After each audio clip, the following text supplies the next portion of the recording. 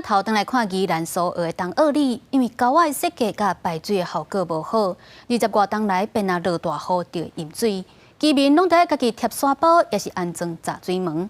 即马苏澳镇公所总算争取到1500万的经费，要来解决淹水的问题。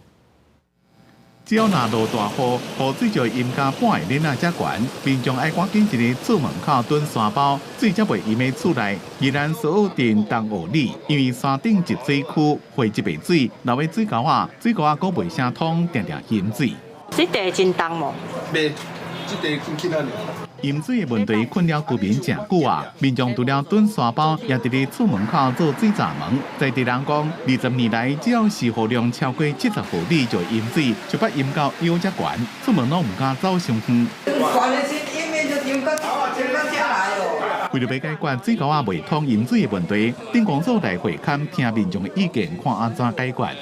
因为对面现在又做了那个行人道，所以变路面加高，所以水都往这边堤外的地方积水。公所也积极的向他们的争取，终于我们在今年获得了核定将近1500万的这个经费。管理排水沟的苏澳镇公所讲，已经写计划提案，也得到中央核定1500万的经费，要改善东澳地区的排水设施。 明年3月发包施工，9月底完工，希望会当彻底解决淹水的问题。记者综合报道。